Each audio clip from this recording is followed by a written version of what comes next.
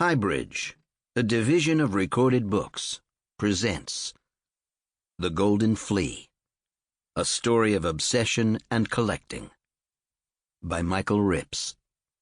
Read by Peter Berkrot. Part 1. Citizens of the Flea. 1. A black man in a white hat stood sleeping against a brick wall.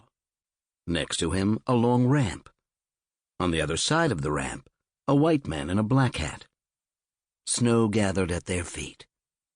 At the bottom of the ramp was a parking garage. There were people in that subterranean space.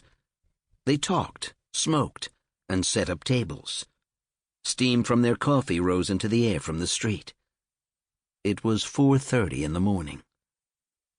The black man, now awake, pulled the brim of his hat down to cover the hole where his eye had been. Unlocking the chain that extended across the entry to the ramp, he led me into his cave. From there, I have yet to return. Inside the cave, the man walked me to his table. Retrieving a lawn chair, he lay down and slept. Among the objects on his table were slices of carpet, abandoned suits from the laundry down the street, appendages of dolls from the 1950s, a pair of tan shoes with broguing, a woman's golf bag, a stack of drawings from a high school art class. None of these had prices, and all were assembled into a single mound. When the man awoke, I asked whether he would retrieve an item, the shoes. "What will happen if I do that?" he asked. "Everything collapses? Would you like that?" "I suppose not." "Then why trouble me?" The man had crooked teeth but plush purple gums that sparkled when he spoke. At the next booth sat a small man with sentimental eyes. Against his table were a pair of metal crutches. 5 empty frames hung behind him on the wall of the garage. "This," I said, pointing to one of the frames. "Do you know where it is from?" It was hand-carved and leafed in silver. "No." "Or this one?" I pointed to another. "No." "Any of them?" "No." I took down a frame. "Do you like it?" he asked. I paused. He smiled. A frame or painting or antique table encountered anywhere else, a gallery, museum, or home, comes with an explanatory context. It may be near similar frames, paintings, and furniture with which it shares a style or provenance. It may be accompanied by a text. The owner may have a reputation for collecting things that are important or interesting, or, at any rate, are not forgeries.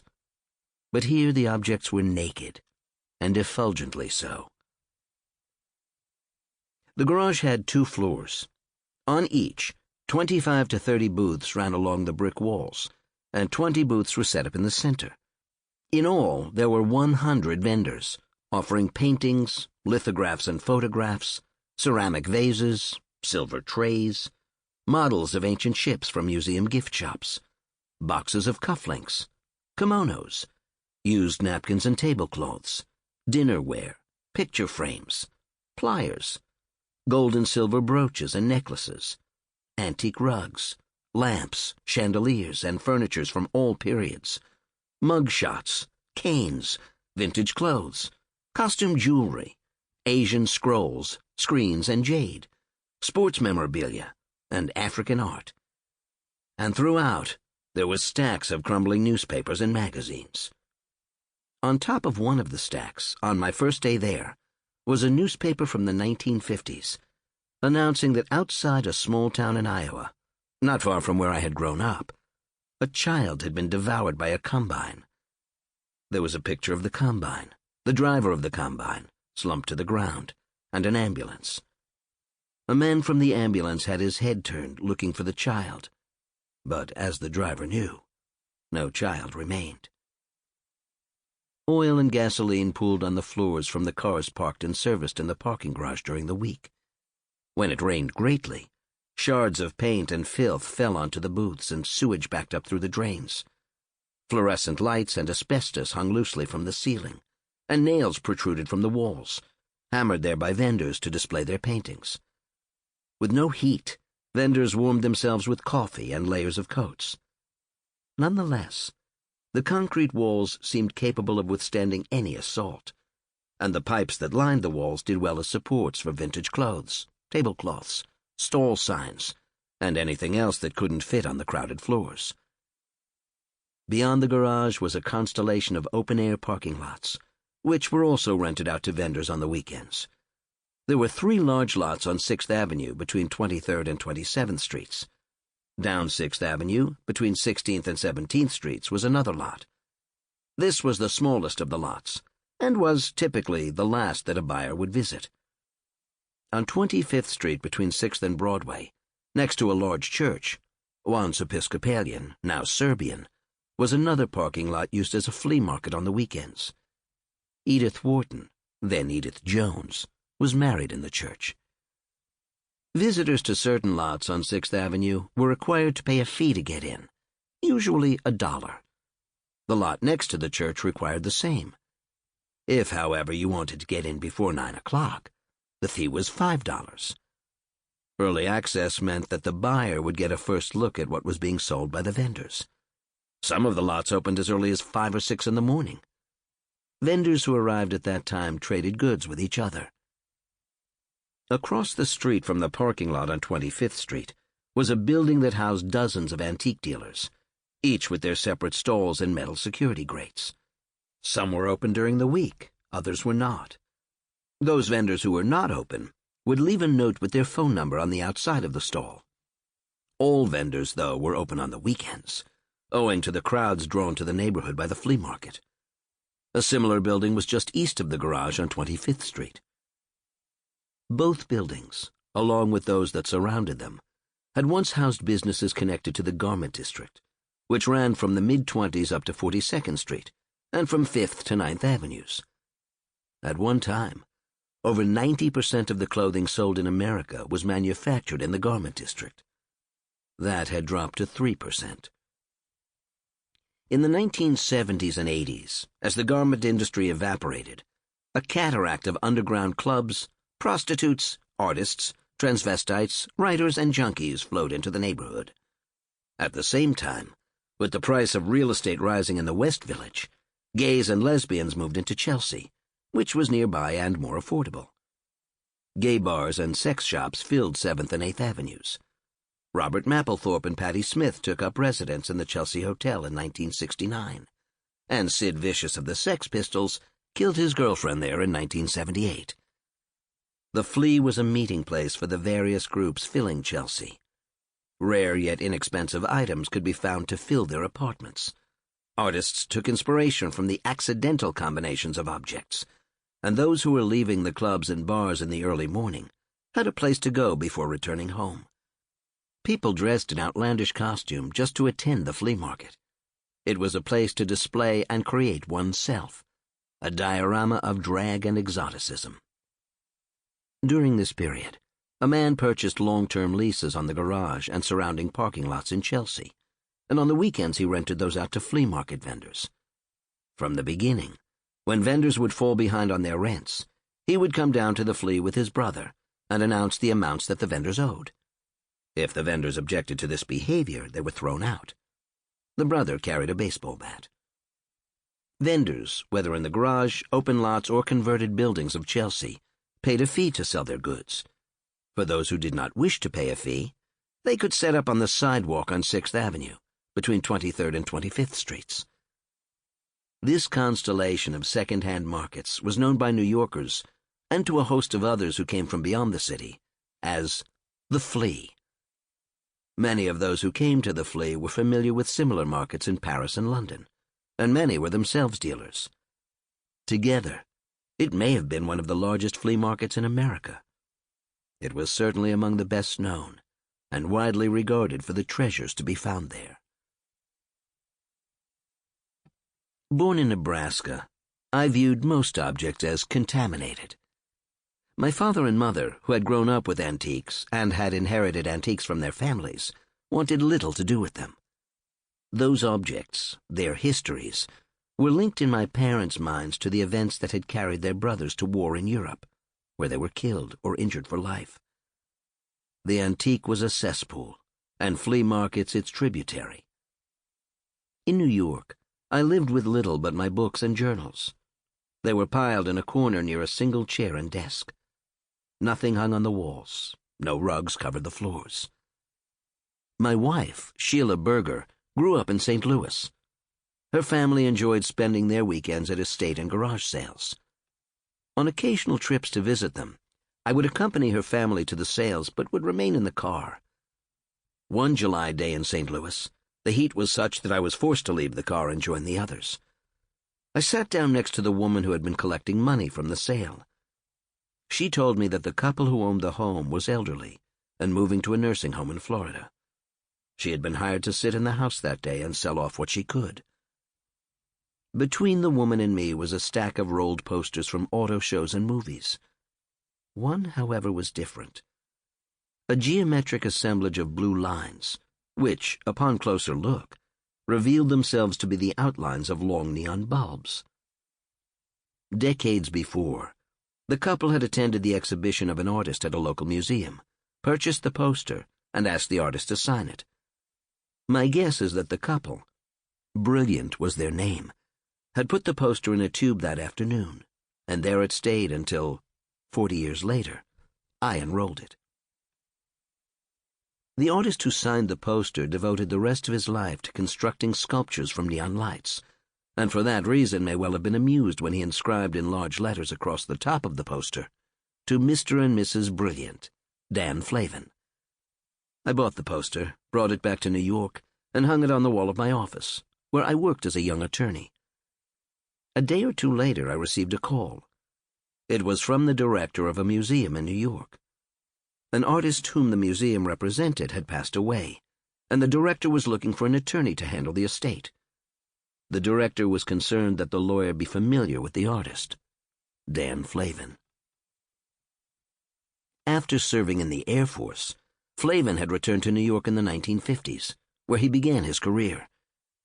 In 1961, while a guard at the American Museum of Natural History, Flavin designed works of art that incorporated electric lights. By the mid-1960s, his work contained no elements other than electric tubes. Over the next 2 decades, the complexity and size of his sculptures grew. In 1992, the light from his work filled the rotunda of the Guggenheim Museum. He is now widely regarded as one of the most important artists of the 20th century. Explaining that a signed poster of one of his earliest exhibitions was on my office wall, I was hired. My next years were spent working with the artist's estate and on arranging the funding for a museum that would honor him and other minimalists. With the museum completed, I left the law and moved to Italy, where I lived with my wife and newborn daughter. My wife painted, and I wrote. A year or 2 later, we returned to New York and moved back into the Chelsea Hotel. The hotel, which opened in 1884, originally housed cooperative apartments, but was converted to a hotel in 1904. It became a home for writers: Dylan Thomas, Tennessee Williams, Jack Kerouac, William Burroughs; directors and actors: Milos Forman, Stanley Kubrick, Sarah Bernhardt, Dennis Hopper; and musicians: Janis Joplin, Leonard Cohen, Jimi Hendrix. Stanley Bard, one of the owners of the hotel, was especially interested in artists, and many of the most famous stayed there. Their paintings hung on the walls of the hotel. Because my wife was a painter and sculptor who had shown at a number of important galleries, she and Stanley Bard got along, so we were admitted. When we first arrived, Herbert Hunk, the beat poet, was still living in the hotel, and Arthur Miller, who had lived in the hotel, was often in the lobby. Ethan Hawke was our neighbor. Eventually, we moved into the former apartment and workshop of Charles James, the fashion designer. At the time that my wife and I moved in, I'd become interested in the writings of Emanuel Levinas, a Lithuanian who studied in Germany under Edmund Husserl and Martin Heidegger. When the Nazis came to power, Levinus was placed in a labor camp. When released at the end of the war, he learned that most of his family had been executed. The rest of Levinus's life was spent writing about the universal mystery that surrounds us, and is most succinctly found in those with whom we are most intimate, parents and lovers, as the face of the other. Neither our engagement nor our comprehension of the other is ever complete, and this struggle, this unsatisfiable preoccupation, leads us to awe and piety. It also shaves away our narcissism, as we are confronted by something that is prominently and immutably not us. We begin to see our victims as if through a clearing mist, whether next to us in bed or on the other side of the world. For this we owe a debt to the unknown, and our new sight gives rise to a sense of reciprocal obligations, hence ethics. Using my savings to support myself, I intended to study Levinus and his influence on other philosophers. There was also a plan to write a play about the poet Paul Celan. Born in 1920, in what is now the Ukraine, Celan lost both of his parents in the Holocaust, and was himself imprisoned in a forced labor camp. After the war, Celan moved to Paris, supporting himself as a translator as he worked on his poems. Those poems, dense, enigmatic, and written in German, are some of the most important works of the post-war period. Celan killed himself in 1970. To write about Celan, I would have to learn German, which left me sitting in coffee shops and cafes in and around the garage on 24th Street, where in turn I discovered the flea. Staring into the garage that first morning, I recalled my good fortune in that garage in St. Louis, which was why, when the man unlocked the chain to the garage, I entered. In the months that followed, I devoted myself to exploring the breadth of the flea, its open lots, warehouses, and sidewalk vendors. Their offerings appeared limitless, and the more time I spent in the flea, as sellers educated me on the nature of their merchandise and their intimate relationships to those objects, the more those offerings seemed to expand. My wife and I were once in Damascus and asked an antiques dealer where he found the best rugs. His response: the Chelsea flea market. He explained that affluent Americans of the late 19th and early 20th centuries would tour the Middle East and Far East, bringing back rugs, lamps, doors, textiles, pages from illuminated manuscripts, and hand-painted miniatures as souvenirs. The children and grandchildren of these people had neither the taste for nor the understanding of these objects to retain them, so the objects ended up in the flea. The Syrian came to America 4 or 5 times a year just to buy at the flea. The flea was an ideal place of business for vendors as well as buyers. Vendors could set up at the last minute, could stay for a weekend or a year of weekends, and no background checks or credit references were required.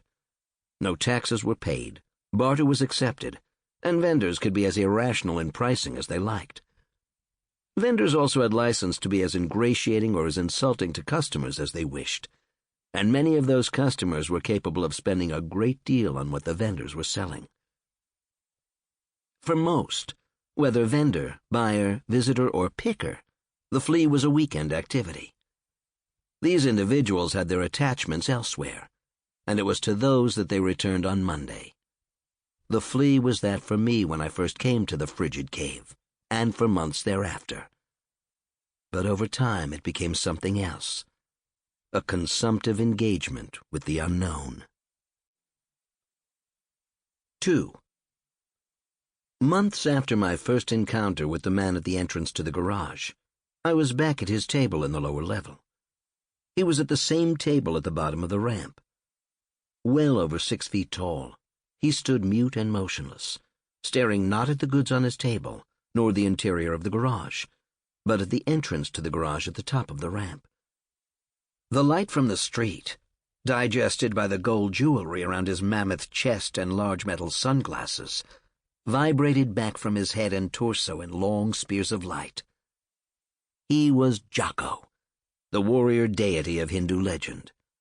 Jocko, who guarded the hidden and sacred treasures of the earth. He was capricious, and at times malevolent. His size, glowing torso, missing eye, dark glasses, and beard of a different color every weekend led people to avoid him. Even those vendors who had been with him in the flea for decades kept a distance. "Do you happen to know anything about this?" I was holding a sandstone sculpture. 6 inches tall, it featured a naked woman wearing a hat. "No," said Jocko.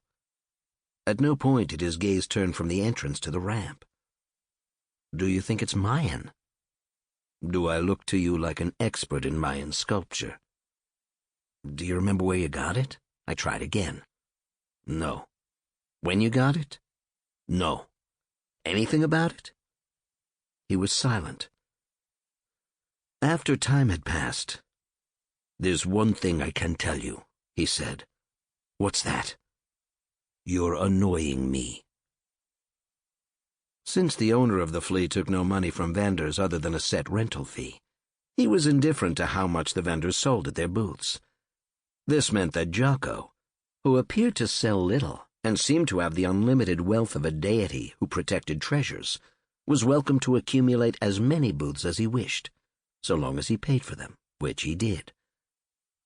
Of the 100 or so booths on any weekend afternoon in the garage, Jocko controlled a good fraction, and all of them were set up in the same way. In the center of each booth was a small devil of shredded and damaged items, so tightly packed as to be inaccessible.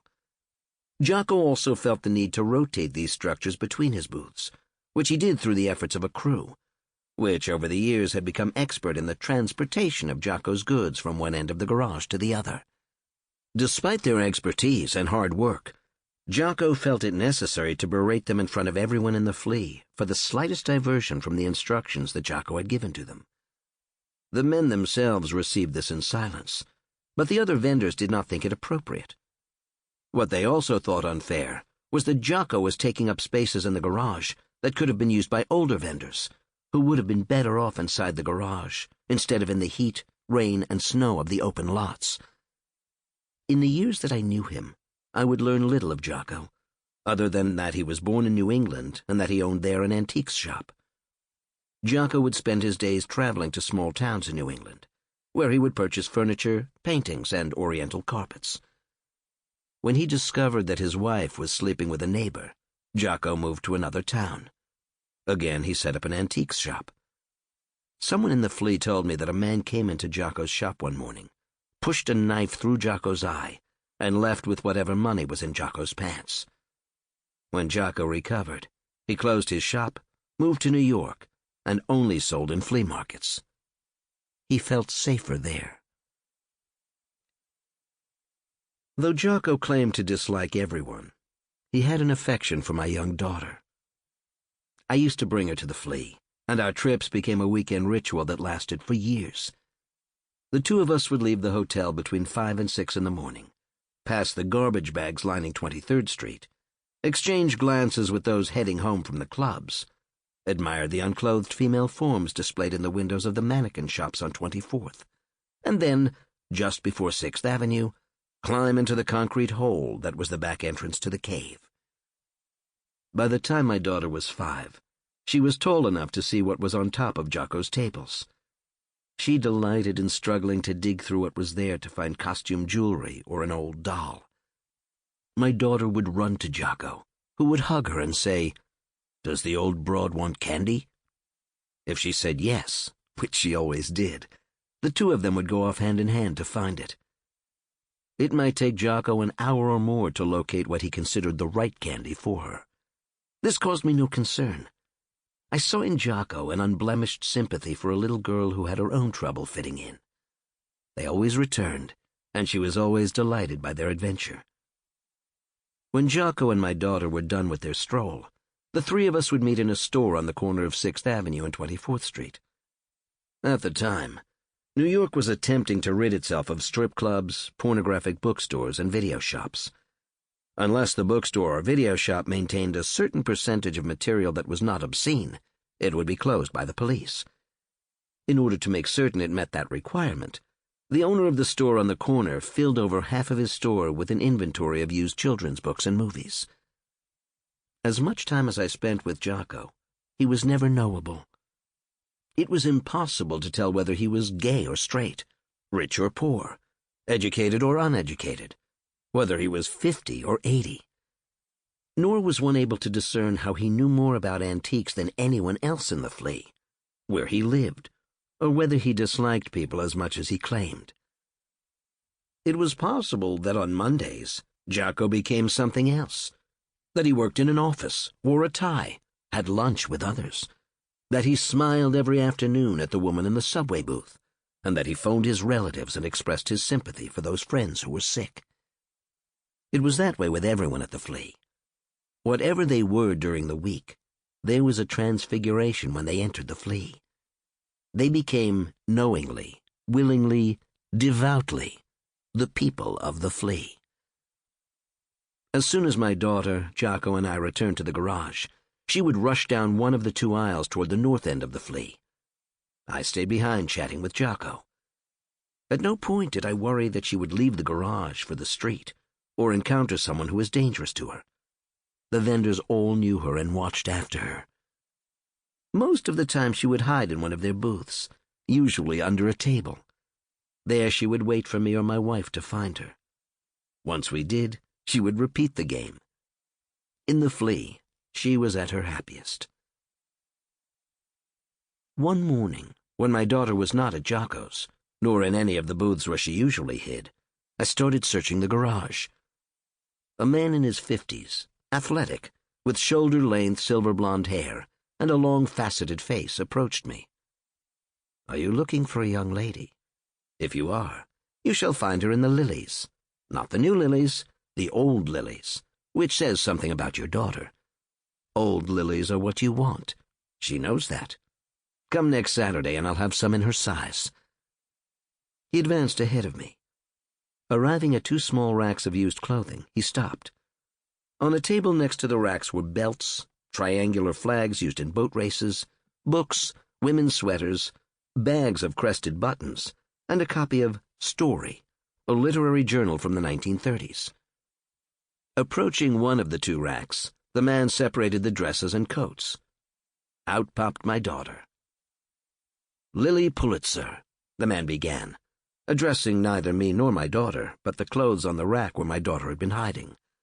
"Got the name Lily from her mother, who, as you know, was an heiress to the Standard Oil fortune.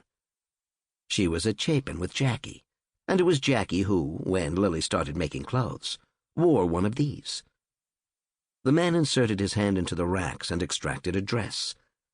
The classic shift, which, when Jackie was photographed for life wearing it, put Lily on the map. I knew the Pulitzers from St. Louis, which is where my mother's family lived, and some of the Pulitzers, I suppose, are worth knowing. That's only my opinion, you understand. I interrupted to point out that my wife was from St. Louis. "She will definitely know the Pulitzers," the man continued, "and no doubt, my family. We should get your wife and my mother together. We'll do it at the Greenwich Country Club. Mother's the grande dame there." He pulled a bacon and cheese sandwich from a Bottega Veneta shopping bag. "Johnny's," he said, indicating the source of the sandwich. Johnny's, a diner popular with the vendors, was next to the garage. The diner was not more than 10 feet wide and had only 15 seats, 9 of which were at the counter. It was the sort of place people went to before showering in the morning. Consequently, the customers offered an assortment of aromas, including cigarettes and marijuana, gin and beer, and unwashed hair, which mixed with frying bacon, onions, and garlic. Its limited seating, reputation for better-than-average pancakes, and low prices meant that Johnny's was always filled. Johnny's was so close to the Flea, vendors didn't need to leave their booths for long in order to get a coffee to go. The man with the silver blonde hair withdrew a flask from his coat and took a drink. "English," he said, referring to the flask. "Crystal with a hammered silver bottom.